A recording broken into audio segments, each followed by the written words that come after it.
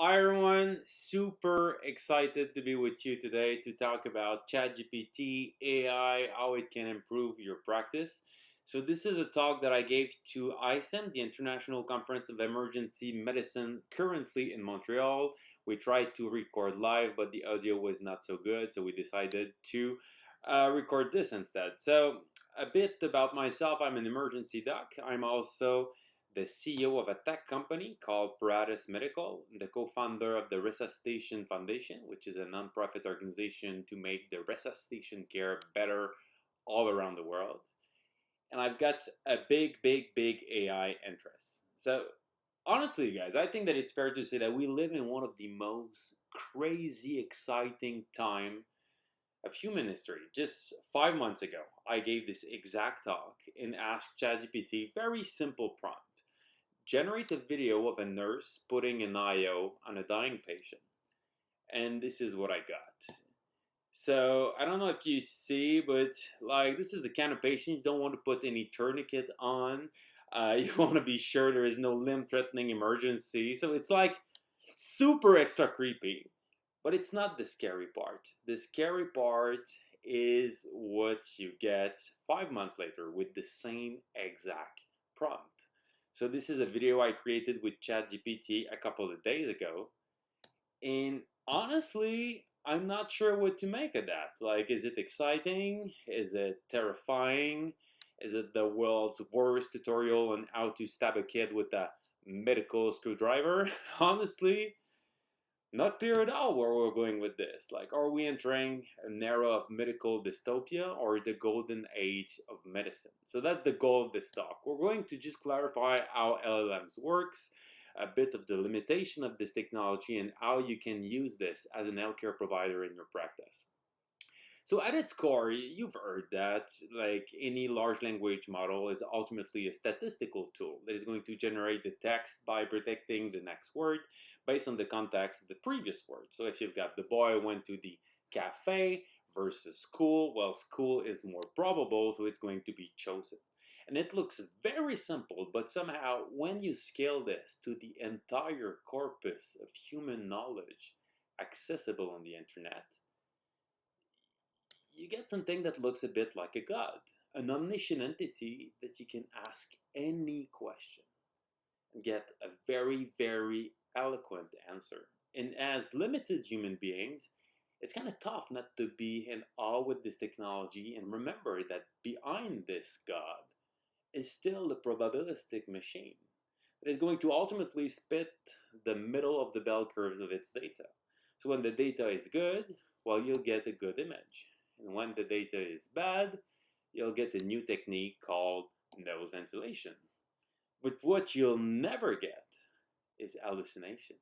Because to hallucinate, you need a grasp on the reality, something that ChatGPT and all the LLMs don't have. And the big misconception here is that, oh, we kind of just need to give antipsychotic to the LLM so he won't hallucinate. To kind of say, hey, chat, you made a small mistake on the left. It's not really the way that you do back mask ventilation. But in fact, what is really important to understand is that here ChatGPT worked flawlessly in both cases.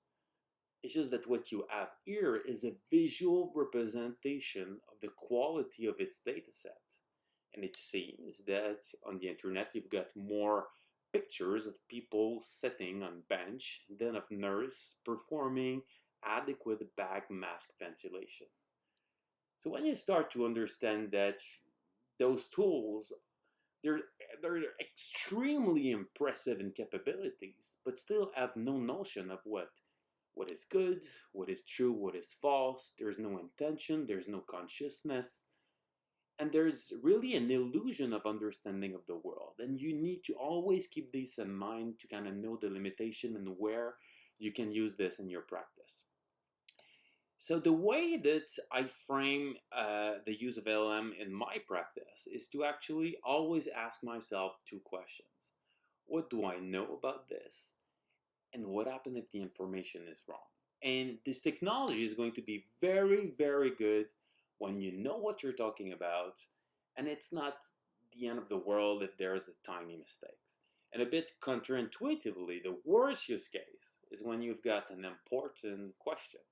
So by saying you have a question, you are in a potential state of low knowledge, and if it's important, well, the stakes can be high.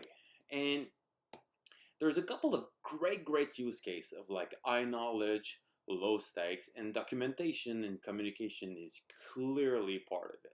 Like if you're not right now using an AI scribe in your practice, I urge you to do so. This is incredible. Like you get the interaction with your patient, you know what you talked about, so you're able to extremely quickly identify a tiny mistake. If there's like a slight mistake in your charting, it's not the end of the world. Anything to kind of summarize your meeting, draft email, like perfect use of this technology. Just be a bit careful not to use ChatGPT directly with your patient. Just use some kind of third app to make sure that the data is protected and you have like all those privacy standards. Another great use case of the technology is for medical education. So anything related to creativity. You are with a couple of residents, you want to create clinical cases for a simulation, all your cabins are blocked in DED, and you've got medical students just like waiting to do something. Hey chat, just generate me a 50 question exam on RSI. Very good use because of your state of high knowledge, you're able to challenge any unrelevant question. Same thing for any like new idea to teach complex topics. This is a very good use of the technology. Could we use this to kind of brainstorm ideas like a cognitive copilot? This is very interesting and potentially extremely powerful, but you need to be cautious about the psychophancy bias. So the psychophancy bias is you giving like extremely dumb ideas to ChatGPT and ChatGPT telling you how freaking awesome you are. Okay, and I'm sure you've been there. You just start interacting and you're like, I didn't know I was that smart. Wow, like my ideas are so good. And you need to kind of go around that if you want a real brainstorm buddy. So the way that I do it is to use the project feature in the paid version of ChatGPT. So you can actually create like different personalities to your brainstorming buddies. And personally, I've got like three. There's one that is extremely creative, out of the box thinking, crazy ideas. One that says that basically any of my ideas are shit and like all the ways and how it's not gonna work. And one in the middle to kind of balance the two. The Even with the personalities, it's always great to kind of use ChatGPT not so much to validate what you're thinking, but just stillman the opposite side of the argument. So let's say you've got a great business idea or a great like new way to teach something. Just to say, hey chat, what do you think about my idea? It's pretty weak. Ultimately, it's going to say, yeah, you're great. But if you say, explain me in details why my idea is never gonna work, then you're getting somewhere. And if you pair this with the voice mode, you get really close to a brainstorming session. So clearly something that you should try. As a research assistant, especially if you use the ChatGPT 4.5 research preview, you've got a powerful tool in your hands, but it's also potentially dangerous. So you need to, if you start using ChatGPT or other LLMs as research assistant, you need to make a pact with yourself and commit, I am going to read all the articles. If you do this, you can use ChatGPT to summarize the article you read, to draft a list of the articles you need to read. But the dangerous path is when you just say, I want to know a bit more about like putting an easy IO, and then you just read 2 pages and you say, oh, I'm an expert. And this is where danger lies, especially when you're not an expert in the subject, because within this like in-depth research, there is small potential for misinterpretation of the data and a couple of nose ventilation articles there, so that at the end you cannot just fully trust the result of the summary.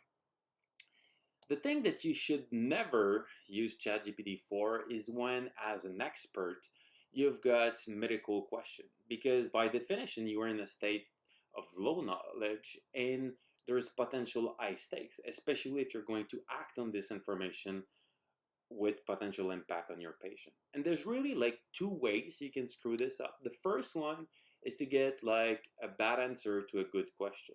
So to get a nose ventilation kind of answer. And this, if you're an expert, you can spot, but sometimes they are extremely convincing at providing you with like falsehood, and you need to be very, very vigilant to make sure that you catch those. But the more insidious way to get misled by LLMs for important question is to get a good answer to a bad question. So for example, if you ask an LLM what's the dosage of D50 for a newborn, if the answer is 0.5 gram per kilo, in fact, the answer is okay. For the only problem that it should be answered, never give D50 to a newborn because it's too hyperosmolar. You should use D10 instead. But if you look in like the pharmacotherapy textbook under D50, the dose is indeed 0.5 grams per kg. But for your specific use case, it's dangerous. So this is a really, really tricky thing.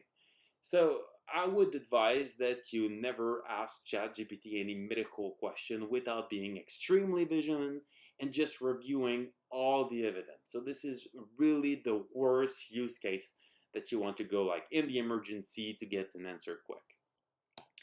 In summary, I would advise you each time that you interact with this technology to ask you two questions. So what do I know about this? What happens if this information is wrong? Clearly use this for documentation, communication, education, creativity.